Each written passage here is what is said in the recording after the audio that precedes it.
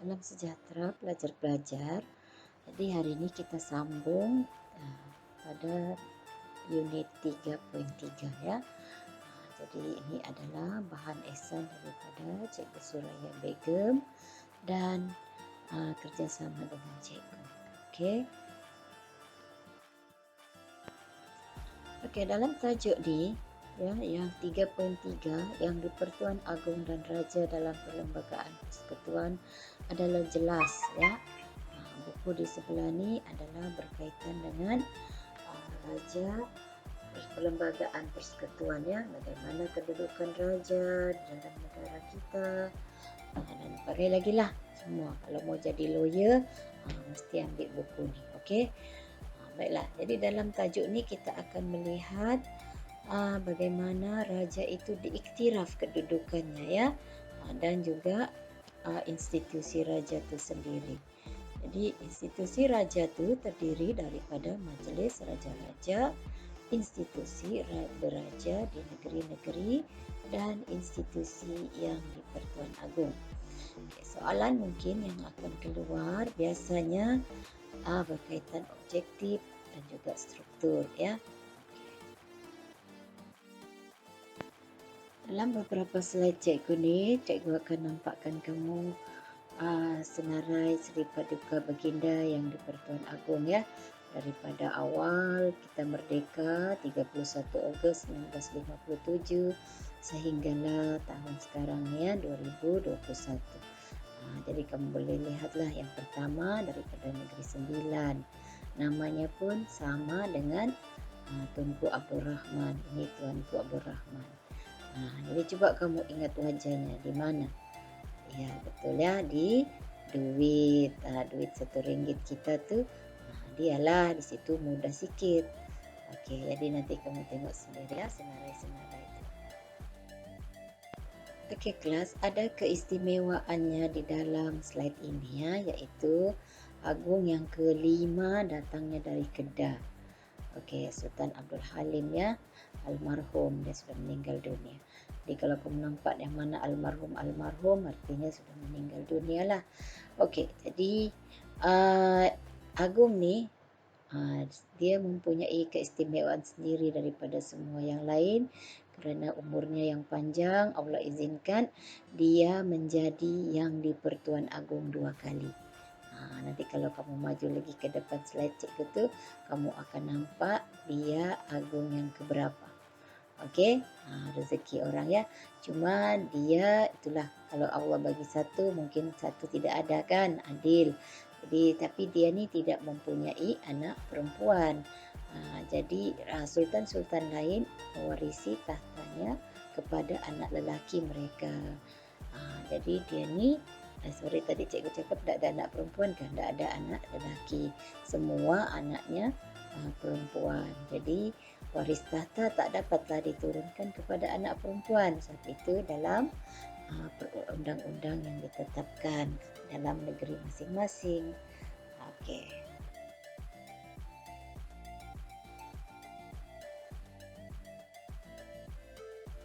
Okey, jadi di situ kita kalau cikgu kira daripada awal tu sehinggalah sekarang ni tinggal 4 orang sahajalah yang sudah pernah jadi tak masuk yang sekarang lah, 3 ya, 3 orang sahaja yang pernah menjadi yang di-Pertuan Agong dan masih ada sehingga sekarang ya.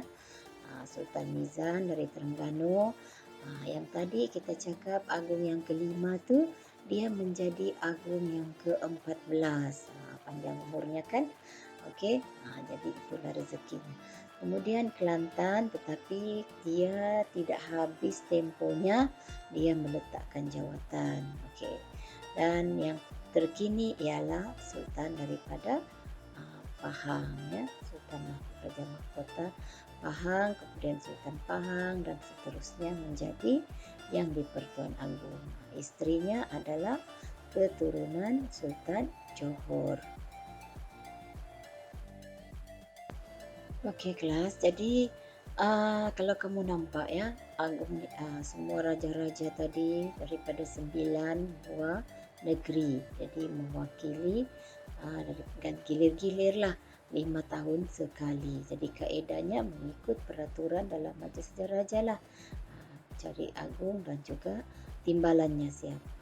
Jadi kita sebagai warga negara Malaysia wajib menghormati peranan yang di-Pertuan Agong dan Agong itu sendiri kerana dia mempunyai banyak peranan ya.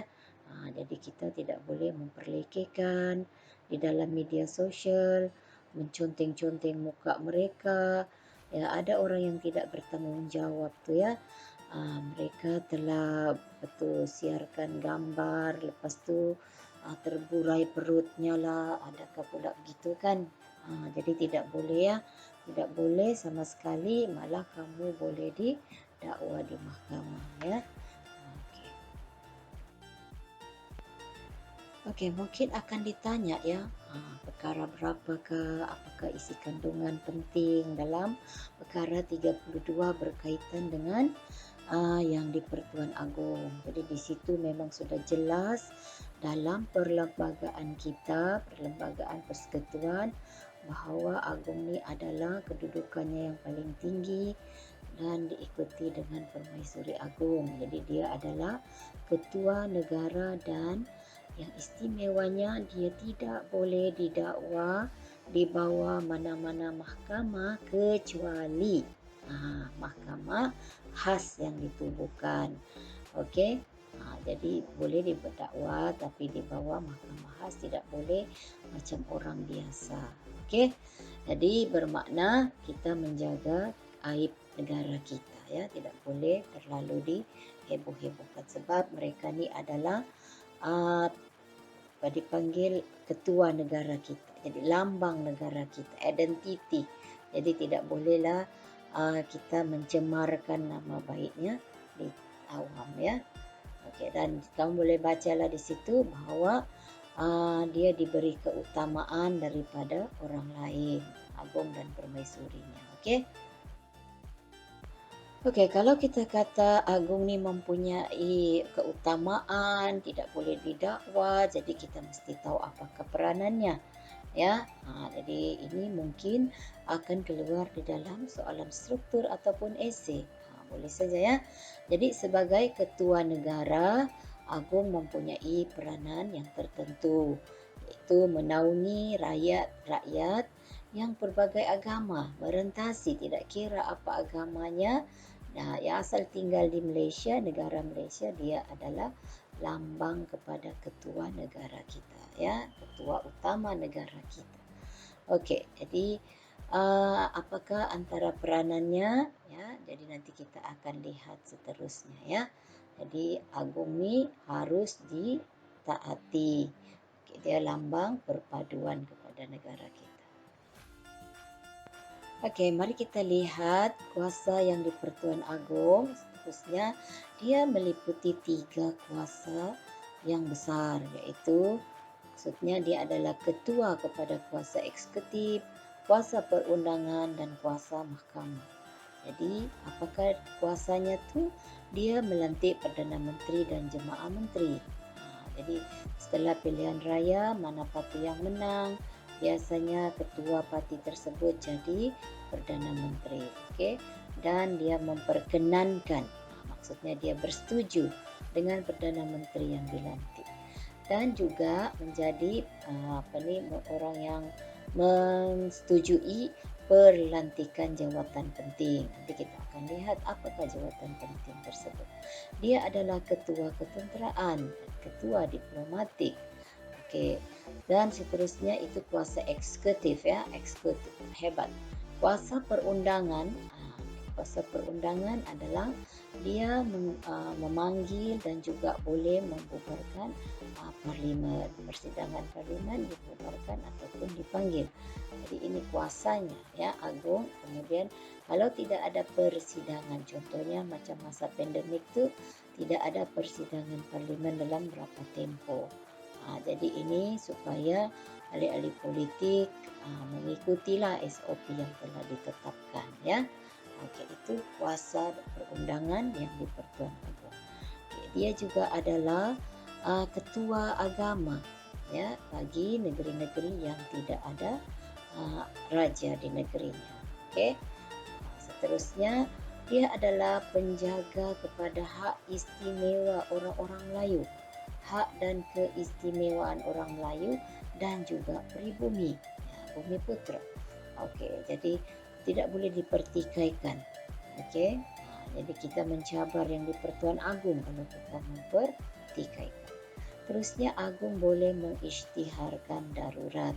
Contoh macam PKP juga darurat kepada ahli-ahli politik sajalah, tidak kepada semua. Kalau berlaku misalnya serangan ke apa, banjir yang keterlaluan, boleh diisytiharkan darurat kepada negara kita. Itu daripada titah yang di-Pertuan Agong. Titah tu kata-kata, ya. Okey, seterusnya kuasa yang di-Pertuan Agong, kuasa kehakiman. Jadi seperti tadi kita bagi tahu dalam Mahkamah Tentera, Agong adalah ketua tertinggi. Jadi Agong mempunyai kuasa, ya, mengampunkan, menangguhkan suatu hukuman. Jadi waktu kita kena menghormati sebab peranannya, kuasanya sangat besar. Allah sudah peruntukkan macam itu, ya, dengan izin Allah. Okey, beberapa slide yang seterusnya tu akan kamu nampak apa tu peranan-peranan kuasa-kuasa Agong, ya.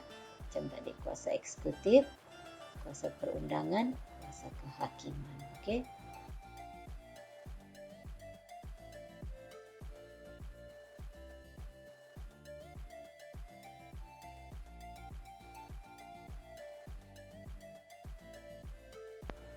Okey, jadi kuasa-kuasa yang di-Pertuan Agong tu boleh tambah lagi bacaan kamu, ya, dalam buku teks.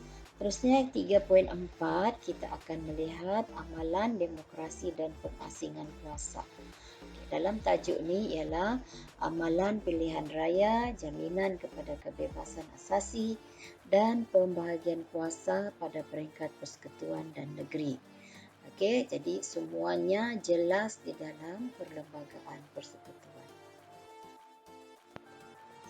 Okey, cikgu percaya semua pelajar tahu berkenaan dengan pilihan raya. Jadi, apakah dia amalan pilihan raya dan ini semua jelas dalam perlembagaan. Okey, jadi pilihan raya ni tujuannya apa? Jadi pilihan raya ni untuk kalau di persekutuan untuk memilih kerajaan yang baru. Adakah baru ataupun kekal? Jadi begitulah. Pilihan raya biasanya 5 tahun sekali. Tapi kadang-kadang tidak cukup tempoh 5 tahun. Itu kira yang paling akhirlah. Ada juga 4 tahun lebih diadakan pilihan raya, ya. Jadi parti yang menang tu akan memerintah kerajaan di persekutuan. Bagaimana kalau di peringkat negeri? Sama juga pilihan raya di peringkat negeri untuk memilih ADUN, Ahli Dewan Undangan Negeri. Negeri Sabah, negeri masing-masing lah. Okey, jadi di sini kita cerita sikit pasal pilihan raya.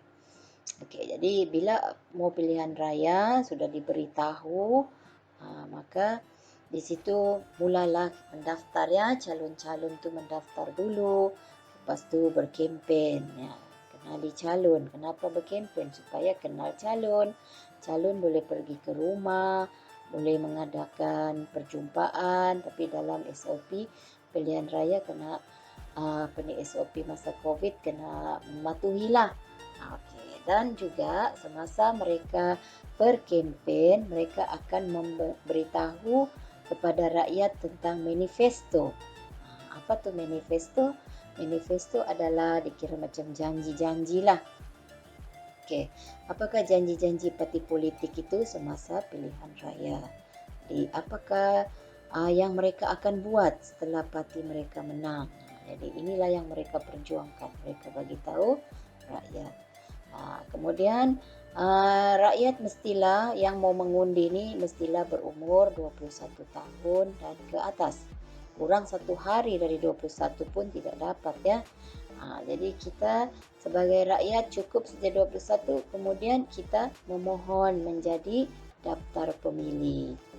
Tak boleh pada hari pengundi baru mau mendaftar, tidak dapat, ya. Pada hari pengundian kita hanya boleh menyemak nama kita. Kita boleh semak awal-awal ya. Sekarang semua di hujung jari. Jadi boleh dari internet handphone kamu pun boleh semak di mana mengundi dan sebagainya ya. Okey, jadi bila sudah disemak kita tahu di mana juga tempat kita mengundi. Jadi akhirnya kita pergi di situ, kita mengundi. Jadi kita akan mengundi, kita akan pangkal, ada beberapa calon di situ, calon pilihan raya, calon YB. Jadi kita akan pangkal yang kita ngam di hati kita, yang kita rasa dia berwibawa untuk memimpin. Okey, jadi pilihan raya ini dilakukan secara telus dan sistematik. Jadi kita ada yang mengurus semua pasal pilihan raya ini dinamakan SPR, Suruhanjaya Pilihan Raya. Okey. Jadi dia akan menguruskan semua. Kalau dulu peti undi itu warna hitam, tapi sekarang tidak ya, supaya nampak apa sebagainya. Jadi dia warna transparent, warna lut cahaya, boleh nampak di dalam, lut sinar. Okey. Jadi undi itu rahsia, tak ada orang boleh bagi tahu. Kalau dia bagi tahu dia punya hal lah. Tapi di undi ini rahsia. Siapa yang kamu pilih, kamu sendirilah, tidak payah bagi tahu siapa-siapa ya. Jadi jelaslah bahawa amalan demokrasi ini bermaksud amalan mengadakan pilihan raya ya, demokrasi, rakyat memilih rakyat di dalam pilihan raya untuk mentadbir negara kita. Jadi elemen ini wujud ya di dalam negara kita. Jadi kalau apa tu pilihan raya ialah satu amalan memilih pentadbir. Alright, jadi pilihan raya ni sejak kita merdeka kita sudah melaksanakan ya. Jadi kita memilih, vote dalam bahasa Inggeris vote. Jadi ini bukti bahawa demokrasi diamalkan. Maksud demokrasi bebaslah kita pilih. Tiada orang boleh halang kita mau pilih siapa. Calon pun bebas, dia mau buat parti apa. Dia tak puas parti ini, dia mau parti sendiri. Jadi parti bebas ya.